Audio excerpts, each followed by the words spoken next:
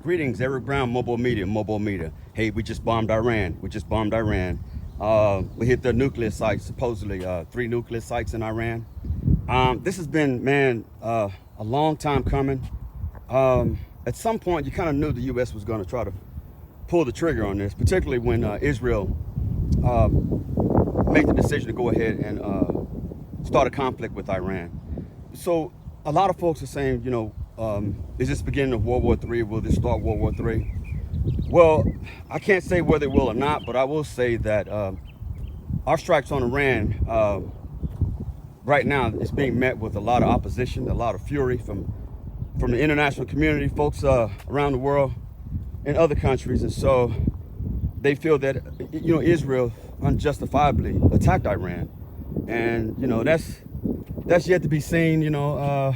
The reason I say yet to be seen is I don't want to comment too much on that because it takes away from the focus of what I want to really concentrate on. And that's the fact that Iran is a country with a lot of mystery behind it. A lot of folks really don't understand Iran's military or the capacity of their military. But I will tell you one thing that the American public is not being told is the countries that support Iran and what they're saying. They're not telling the American public what these countries are saying. Countries like Pakistan, countries like Turkey. Turkey has even admitted that if Iran asks them for a nuke, they'll give them one.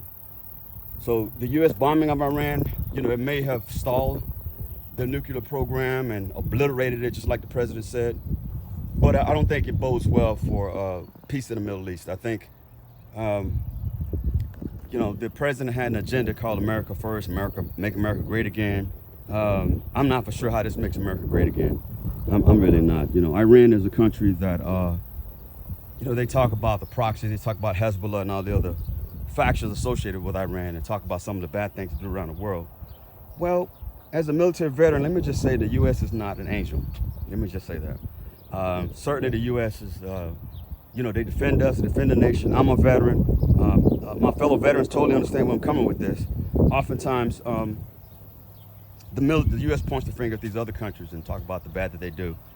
But the U.S., they do a lot of questionable things around the world each day, trust me.